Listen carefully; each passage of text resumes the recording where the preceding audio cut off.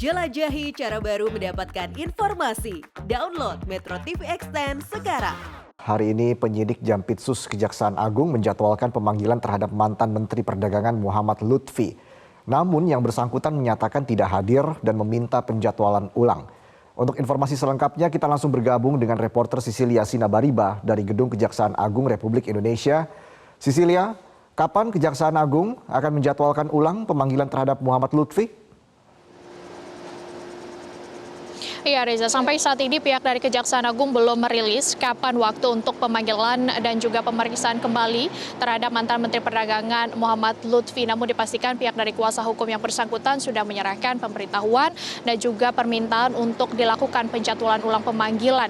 Lutfi tidak dapat hadir hari ini ke Kejaksaan Agung dengan alasan ia masih masih berada di luar kota ataupun di tempat yang lain karena masih dalam tahap untuk menemani istrinya untuk menjalani pengobatan sehingga diminta untuk melakukan penjadwalan ulang. Sedianya Lutfi menjalani pemeriksaan dan juga pemanggilan dalam kapasitasnya sebagai saksi hari ini.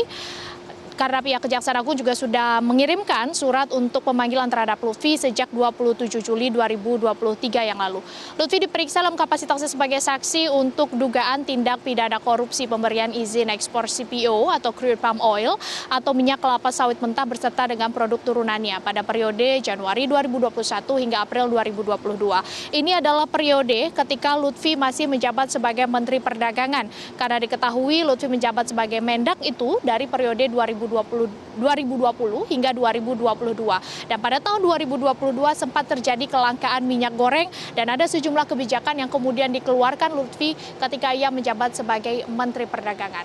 Pemanggilan Lutfi sebagai saksi ini disebutkan oleh pihak Kejaksaan Agung sebenarnya untuk menindaklanjuti keputusan yang sudah diberikan atau yang sudah diputuskan oleh pihak Mahkamah Agung yang menetapkan ada 3 perusahaan atau 3 korporasi bersalah dan juga ada 5 orang terdakwa bersalah dalam korupsi untuk pemberian izin ekspor CPO ini yang kemudian merugikan negara hingga 6 triliun rupiah dan juga merugikan perekonomian negara hingga 12 triliun rupiah. Tentunya pemanggilan Lutfi yang harusnya dilakukan pada hari ini untuk mencari tahu juga apa saja kebijakan dan juga arahan yang diberikan oleh Lutfi pada saat terjadi kelangkaan minyak goreng.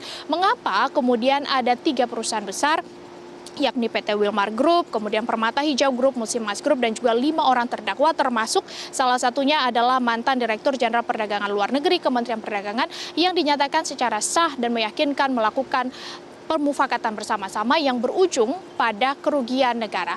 Nah nantinya tentu kehadiran Lutfi ini diharapkan dapat memenuhi ataupun dapat melengkapi pembuktian yang dilakukan oleh pihak dari Jampitsus Kejaksaan Agung.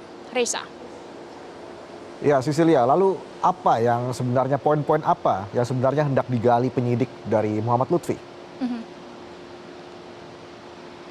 Tentu yang hendak digali dari pihak penyidik terhadap Muhammad Lutfi ini adalah apa sebenarnya arahan dan juga kebijakan yang diberikan oleh Lutfi.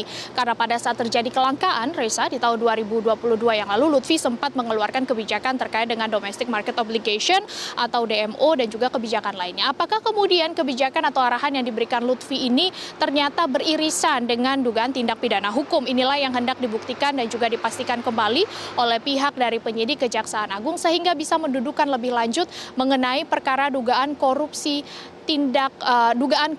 pemberian izin ekspor CPO dan juga produk turunannya ini. Karena ternyata setelah Mahkamah Agung memberikan keputusan yang ingkrah, pihak Kejaksaan Agung melakukan tindakan lebih lanjut. Pada tanggal 6 Juli 2023 yang lalu, pihak Kejaksaan Agung bahkan menggeledah kembali 3 kantor dari 3 korporat besar ini, kemudian melakukan pemanggilan juga terhadap Menteri Koordinator Bidang Perekonomian Airlangga Hartarto pada tanggal 24 Juli 2023 termasuk untuk mencari tahu apa arahan yang diberikan oleh Airlangga Hartarto sebagai Kementerian Koordinator yang membawahi Kementerian Perdagangan.